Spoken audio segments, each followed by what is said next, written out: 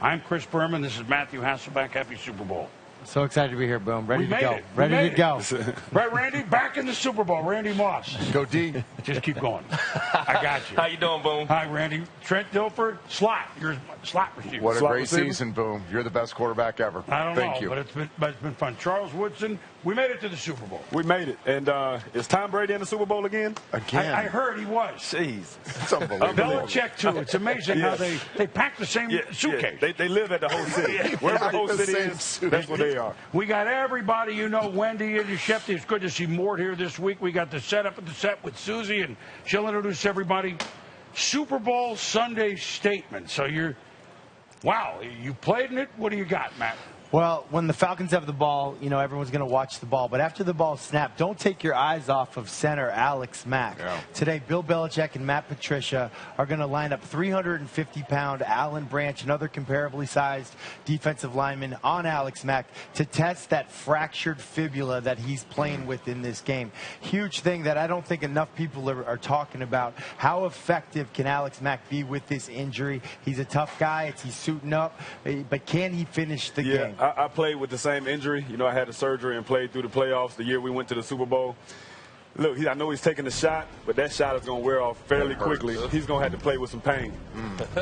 You know, for me, just looking at, anytime you're looking at big games like this, you see a lot of teams in the first quarter, first half in disarray. Timeouts where they need to save those timeouts going into the half. So for me, my Sunday statement, guys, would be looking at the offensive coordinators, how they're going to manage the game. Definitely in the first quarter. Definitely looking at the first half, because if you're out here and you're trying to do all of this different disguising and stuff like that, man, it can become a problem. And this is not the game to have your team confused. So the offensive coordinators, all eyes on them tonight. I'm going to recycle a Sunday statement I made 5 weeks ago. I said I'd give all you guys the field and 6.5 points if I got the Patriots. I said it 5 weeks ago. I think I might be in the field. You want the field? I got the Patriots. I'll give you 6.5. And here's the other thing. I think it could be more than 6.5. I think this thing can get out of hand. If the Patriots play their game and they don't get sloppy, I think this thing got to get out of hand early. Boom, for me, Sunday statement, not to detract from the guys that made it into the Pro Football Hall of Fame. Definitely all deserving. But really disappointed in the Hall of Fame voting process that they decided again, consciously, to not vote Terrell Owens into the Hall of Fame. Terrell Owens is definitely a Hall of Fame player. I played against him many a times, and I just can't understand how you can be able to hold a vendetta against a player because he doesn't like you or you don't like him or he didn't talk to you when you wanted him to talk to you. Maybe he was rude at times. I don't know. I don't know him that well to know how he was off the field. But what I do know on the field, Oh, beast. he was one of the greatest players of all time. He should be in the Hall of Fame right now. Should have been in last year, in my opinion. Well, the Patriots would certainly attest to that game that he had as a Philadelphia Eagle, Yes, absolutely. playing hurt. They almost another broken leg guy. there we go. Yeah. A couple things. Two numbers that stand out to me that I'm most fascinated about, and maybe they'll see if they play today. 13 different guys caught touchdowns for Matt Ryan. None of them are tackles. None of them are him. So is there something else? New England hasn't trailed since late November. Like, you actually can't do that. I mean, I'm not saying they're not going to, but let's just keep that in mind. They haven't been behind since late November. One other thing, and Atlanta will actually like this. So if they win, you know, when they come back next year, is the Georgia Dome going to be like gone? Like their home is gone, right? When New England won their first. They got a new home. When they came back the next year, their stadium was gone. Oh, yeah. The old Sullivan Stadium / Schaefer Stadium / Foxborough Stadium. It wasn't the prettiest, but it was the home of the champs, and it was gone. So maybe both things are gone. Speaking of stadiums, we've only kicked off our Super Bowl statement. It's always a pleasure to work hand in hand, as we do on Mondays, with Susie Culver. Happy Super Bowl. Happy Super Bowl Sunday, Boom, and everyone else from downtown to our site. Always perfect conditions for football at NRG Stadium. But interesting that as of last night, they hadn't actually finalized whether the roof will be open or closed. The Texans never opened it all year. The NFL would prefer it open. After all, there's going to be a flyover. You want to be able to see the Jets. The official decision will be made 90 minutes before kick.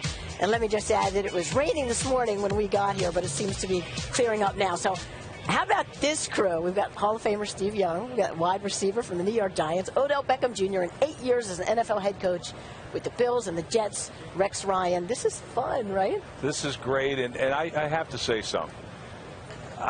True to my prediction that I would be in the Super Bowl. You guaranteed. I guaranteed I'd be there. Or be and here at it the is. Super Bowl. Yeah, well, I guess it is a little different, but it's great being on the set. You look at this, Hall of Fame quarterback. Look at the resume, MVP of the league, twice, Super Bowl MVP. Odell Beckham, all he's done is come in here for, 3 years, All-Pro every year.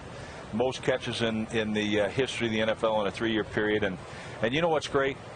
Not that we could have used you with the Jets. We talked about trading up to get him, and no, let's just stay pat. Next pick, he gets taken. Rest is history. I'm sitting on this set. Emotionally, you okay now? Are you okay? I'm getting over it. We're proud to be able to bring you to the Super Bowl, right? Well, I appreciate that. Thank you very much. All right, so we heard the guys do their Super Bowl Sunday statements. We've got ours. Why don't you kick us off? Well, my statement is really about the last time the New England Patriots played an offense like this, and the Rams back in early 2000s. You watch that stats of that game. The Rams had 3 points at half. They finished with 17, but they didn't get anything going. They had 450 yards, but didn't put the ball in the end zone. Typical Patriots, right? This is a game today for the Atlanta Falcons. It's really about getting into the red zone and putting 7. I've always said in championship play, if you start kicking field goals, you're getting closer to losing. Nothing's more true than that today. Watch, my Sunday statement is 3 versus 7.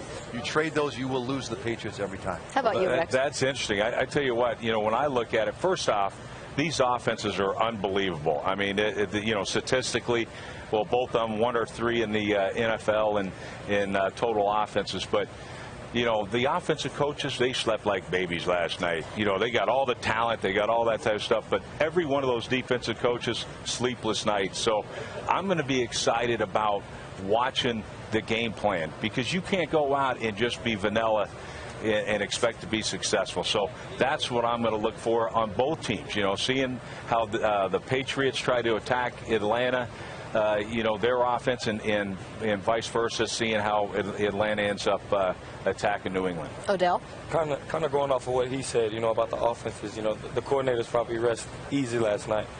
They know that they could both put up points.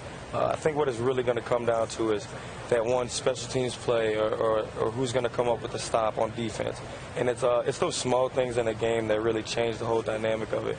So just finding a way to come up with that stop or to make that extra play on special teams, whether it's down on a punt inside the 5 or getting good field position on a kick return or punt return, it'll be the difference in the game. My Sunday statement is watch how much the officials impact the game. Or maybe a better way would say it, don't impact the game. It's sort of this philosophy of let them play that's a little bit different or maybe a lot different from the regular season to the playoffs. And you have to believe that the Falcons were watching how the Patriots played the Rams in the Super Bowl or even played the Colts in the AFC Championship. The running backs have been told, you're going to get beat up. You're going to get beat up like Marshall Faulk did, like Edgerrin James did. You're going to be held. You're going to be maimed. Right. You're going to be tackled. Listen to this. You want tangible proof? Listen, offensive holding penalties from the regular season to the postseason, a 250% decrease per game. Let them play. Let them play. All right, so now before we move on, today isn't about Odell. It's not about the New York Giants, but you happen to be a newsworthy guy. So your teammate Victor Cruz said that looking back on it, the trip to Miami that receivers took less than a week before the wild card game wasn't worth it. What did you learn from the whole experience? And kind of going off of what he said, and I seen his statement, and I talked to him about it, and I think what he was saying was all the extra attention and distraction it caused, for our team and our organization. I don't think any of us wanted that, and that's where the regrets may lie. But as far as going back on it, you live and you learn. You make decisions, and you have to live with the consequences. You have to be willing to do that, and that was the case. It's something that I'll be able to look back on in life, and you just grow from it, and that's all you can do. You have to take it and move on. I can't sit back and keep continuing to dwell on it. Otherwise, I won't really be living life. So Lambeau Field outside the locker room, yet those other holes in the wall were mine that I How's your hand? Is your hand all right? Honestly, you know, I didn't sit there, and I've learned my lesson about that. So I didn't sit there and punch a wall, man. It was literally, it was a piece of paper, sheetrock, and it just happened. But You know, trust me, the other holes were mine. I'm trying to tell you. Yeah, I left 3 or 4 there. Oh, that's funny. You're both okay. Yeah, my hand's fine too. Yeah, we're good. We're You good. know what's great, though, like everybody, hey, the entire league, what you and everybody else have in common, you're not perfect. I mean, that's just the way it is, but you come play for me anytime. I got to get a job first, but that's the way it goes. All right.